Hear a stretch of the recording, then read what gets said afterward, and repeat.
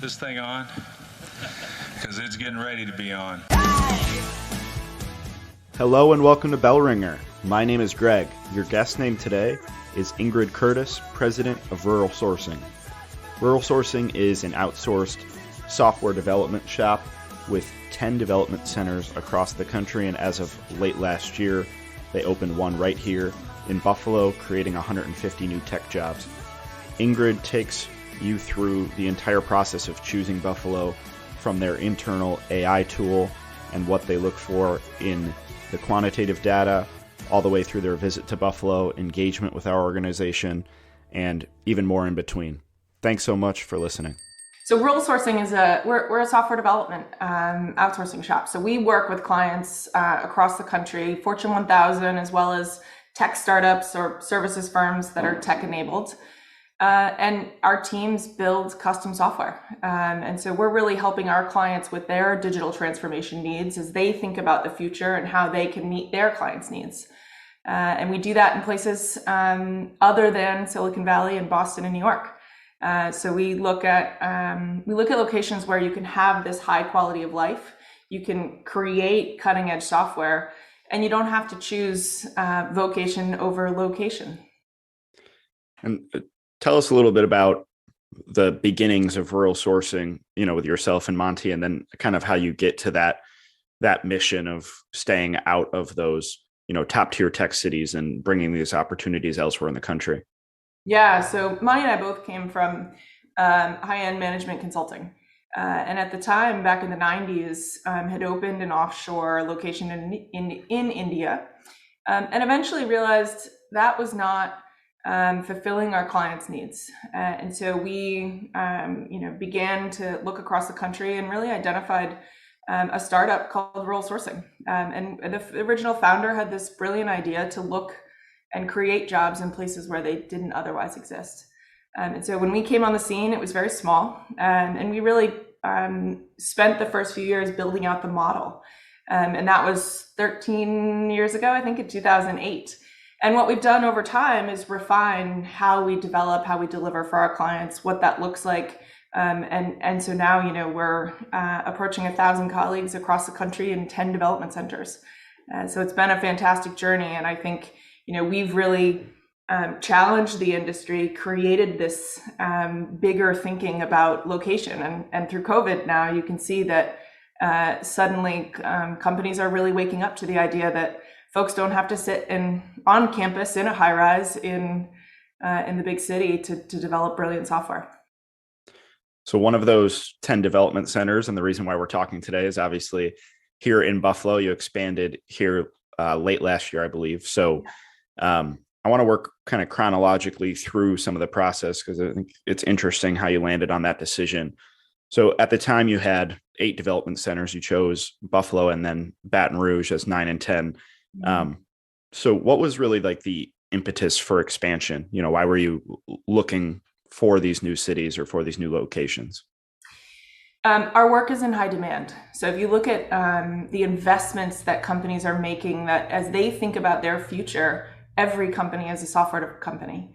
And so what we're finding is that while clients look to have their own internal development teams, they look to augment and grow and be able to scale with companies like us. And so we come in as experts, helping bring both subject matter expertise as well as large teams to deliver on those needs that they have for their clients. And so, as part of looking for our next development center, it's really about talent.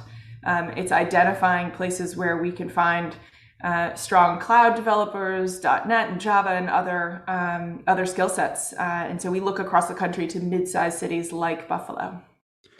So as I understand it, you start with your own AI tool that you developed internally. So tell the folks a bit about how that helps on the quantitative data side. Yeah. So we know all of the cities across the country that generally fit our guidelines. And so we've built this tool, and it's an AI tool that we call MESA. And MESA really, stands for Market Expansion Selection Application. But really what MESA does is it dials into, here's where we've been successful so far. Here are the things that we look for. Here are the high value high quality aspects of a mid-sized metro. And that really then produces, a list of places we should go look. And we feed new data into that all the time. And so we're constantly keeping an eye on what's changing, what's happening in cities, especially certainly in the last 3 to 5 years, mid-sized metros have transformed themselves. And cities that we went and looked at, Baton Rouge is a great example. We looked at Baton Rouge back in 2013 and felt like it didn't meet all of our needs, and revisited that based on some of the data that came out of Mesa, and we've found a successful home there. So it's a great tool to really get our process started. But then it's about boots on the ground. It's about feeling like we can go to a city and get that feeling of, yes, this is the next home for rural sourcing. And as you start narrowing that list, obviously you engage with local economic development organizations, and that's where us at Invest Buffalo Niagara came in. So, I want to get to the visit and, like you said, boots on the ground, but tell us a bit about, that relationship with our team and Matt Hubacher on our team, requests you're making and just ways that you're collaborating to better learn about the region. Yeah, so as we use Mesa and then start to look into the deeper details of a location, we're starting to ask questions about the university system, the boot camp system. What does the population diversity really look like? How is the population engaging in the STEM education space? We're asking questions about other employers in town. Is there a tech ecosystem?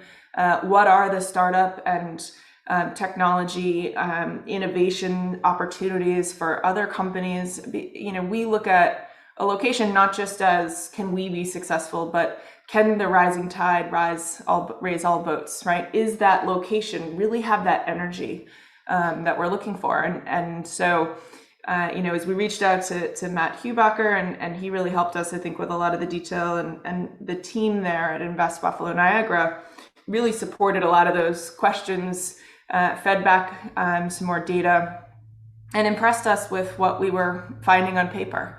And that's what led us to really look at a site visit. Yeah. So then you visit, and, I know obviously like a whirlwind tour, and there was a bunch of different meetings set up. So people always find interest in those visits. So, for you, like, what were your first impressions? Take us behind the scenes a little bit, because I'm sure you do a bunch of these in other cities. So I'm interested to hear maybe the ways in which Buffalo was different, or any of your impressions.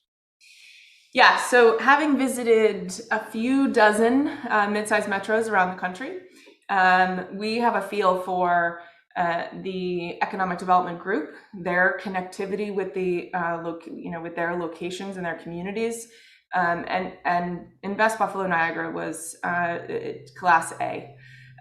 We really felt like you supported a lot of our requests that are probably a little bit different. Often large companies use site selection consultants.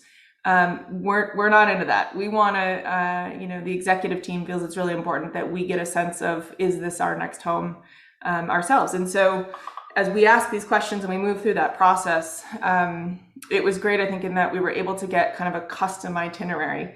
So there's things that we like to see, and it is a whirlwind. But we leave these sessions exhausted after 2 or 2.5 days of racing around town and meeting everyone, in the various categories that we're looking for. So I think it's a huge part of what we look for.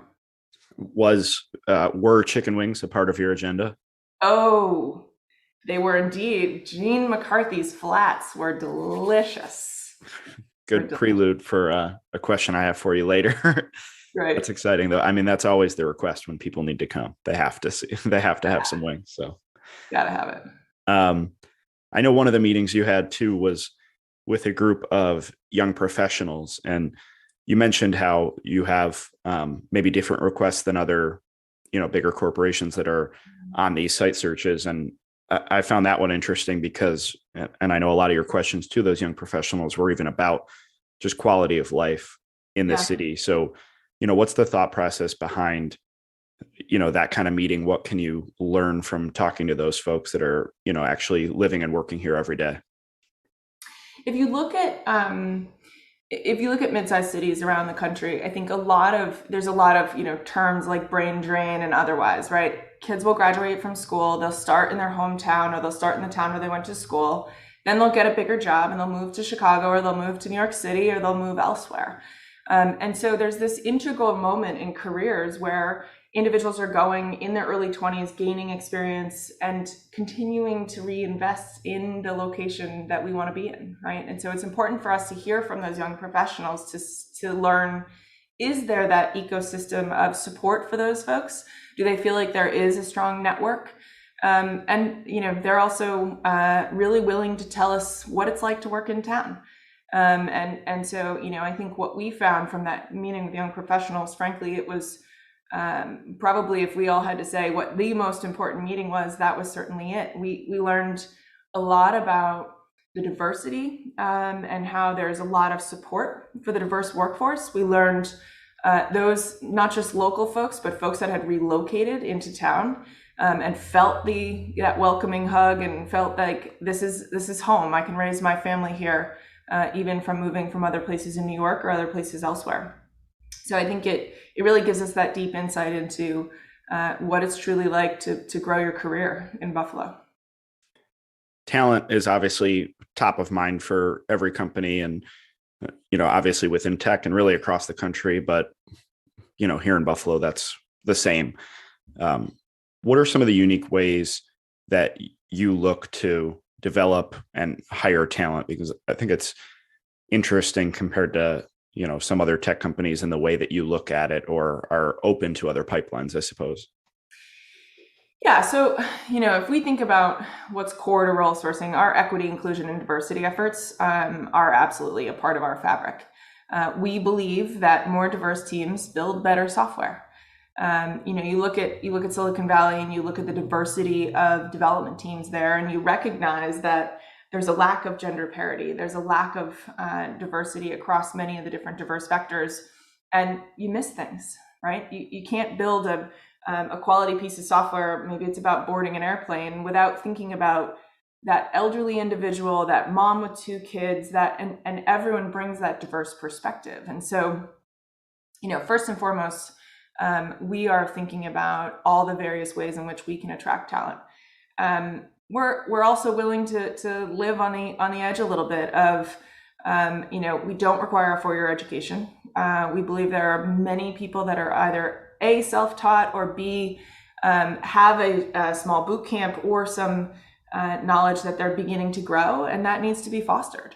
And so we build leverage teams. What we call leverage teams is basically a mix of experience, all the way up to 35, 40 years of experience in tech, down to we've got individuals in the organization that have graduated from high school and gone through a coding boot camp and now work for us full time.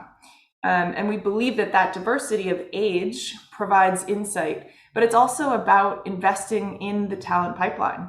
If we just went to market and looked for all the senior developers in Buffalo, we're ignoring the fact that 10 years from now, we need to be creating that next generation of talent.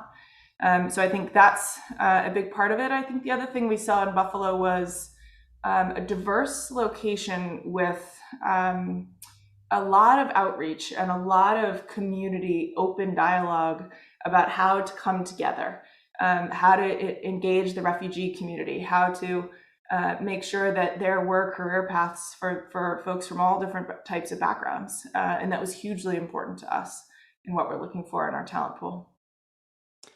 So since you've announced in Buffalo, I know you've hired a local lead or someone that's going to relocate to lead the Buffalo Center. Yeah. And I think I had heard that maybe a few people at your other centers that have some connection to Buffalo even raised their hand to potentially relocate to the new Buffalo office. So, since the announcement and, we did a ton of whirlwind press together, how's the experience been? What are your impressions, beyond the visit, but since you've actually decided on Buffalo and folks know you're in town? Yeah, I think it's been really great. In the early stages, we're beginning to have some conversations with local community leaders and the universities. We're starting to recruit. We're starting to get our name out there. We've hired about 30 folks so far, and we've got many waiting to start, and others coming through the interview process now. We've been very impressed with the talent. And I think, we're excited about Natasha Thomas is leading as our development center director there. She came to us several years ago and moved into Mobile, Alabama. And she'd been working on the West Coast in California, working for organizations that were building high-end custom gaming applications and otherwise. And, what she found was the grind of living in California.